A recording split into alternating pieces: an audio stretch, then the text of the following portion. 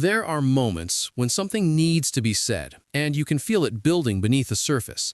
Not loudly, not urgently, just sitting there. A message you haven't replied to yet. A conversation you've mentally rehearsed in different ways. A truth you know could change something if you said it out loud. And somehow, instead of saying it, you wait. You tell yourself it's not the right time, or that it's not worth the tension, or that maybe it will resolve on its own. Most people assume this means you're avoiding conflict because you're weak, passive, or afraid of confrontation. But that's not actually what's happening. Because if you look a little closer, it's not the conversation itself you're avoiding. It's something much more specific than that, and much more human. This pattern is often misunderstood. People tend to label it as poor communication, emotional immaturity, or a lack of confidence. But those explanations feel incomplete. The same person who avoids one conversation can be deeply thoughtful, emotionally aware, and perceptive in other areas of their life. They are not unaware of what needs to be said. In fact, they often understand it more clearly than anyone else, which means this pattern is not about not knowing. It's about what happens internally when knowing meets risk. The psychology of someone who avoids difficult conversations is often explained in simple terms like fear of conflict or discomfort. But there is more happening beneath this than people realize. When a conversation feels difficult, the brain doesn't just register it as a social task. It can interpret it as a potential emotional threat. Not a physical danger, but a threat to connection, to safety, or to how you are perceived.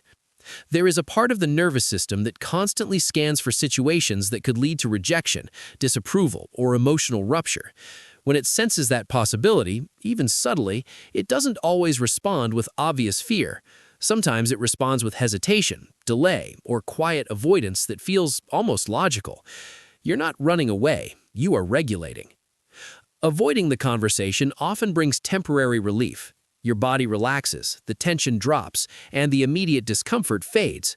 The brain learns quickly from this. It registers that avoidance reduced the discomfort, and it stores that response, not as a conscious decision, but as a pattern.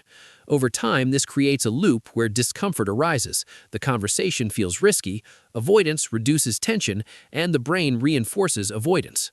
Eventually, it doesn't feel like a choice anymore. It feels like your natural response. For many people, this pattern did not begin in adulthood. It often started earlier, in environments where certain conversations were not safe to have. Maybe expressing disagreement led to tension that didn't resolve well.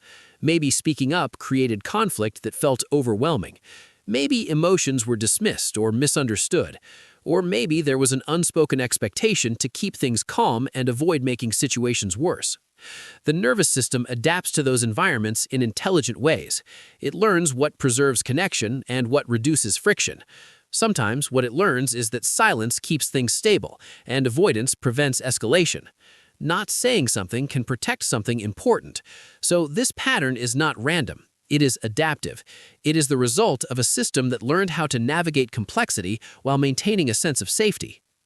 It is important to understand that avoiding difficult conversations is not inherently worse than facing them directly. Different people develop different ways of managing emotional intensity.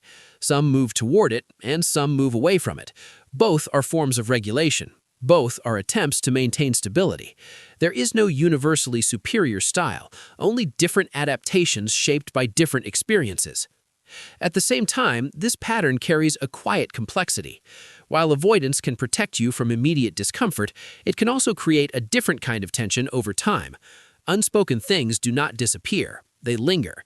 They show up in subtle ways, in distance, in miscommunication, in things that feel slightly off but are difficult to name. Internally, they accumulate as a quiet weight, the kind you carry without always noticing. There is also a counterintuitive aspect to this. People who avoid difficult conversations are often highly attuned to emotional nuance.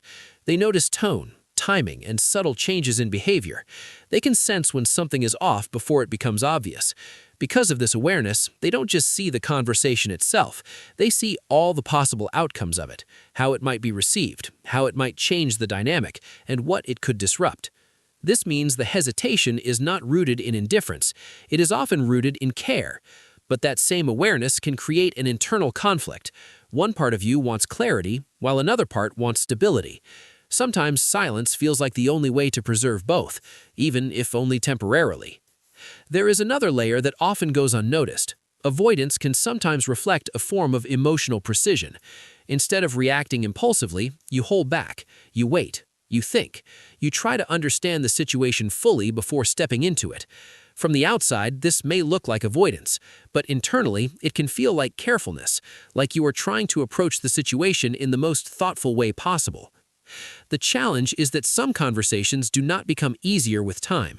They become heavier, not because you have done something wrong, but because the space around them grows. Still, this makes sense. Your system is not designed to create discomfort. It is designed to minimize it, to keep you regulated, connected, and safe. It has been doing that in the best way it knows how. If you recognize yourself in this pattern, it does not mean something is broken. It means something has been working, perhaps too well, or in ways that no longer fully serve you but still make sense given where they came from. Simply noticing this, without judgment, is often where something begins to shift. Understanding a pattern changes your relationship to it. You begin to notice the moment before the avoidance, the pause, the internal calculation, the subtle pull to delay. And in that moment, there is a small space, not a dramatic one, but enough to choose differently if you want to, or to wait if that still feels right. But now it is conscious. Now it belongs to you. There is nothing wrong with wanting peace. There is nothing wrong with wanting to preserve connection, and there is nothing wrong with needing time before stepping into something emotionally complex. All of that has logic, all of that has history, and all of that deserves to be understood rather than judged. If this resonated with you, there is more to uncover about how your mind works. Thank you for watching, and be sure to subscribe because more interesting content is on the way.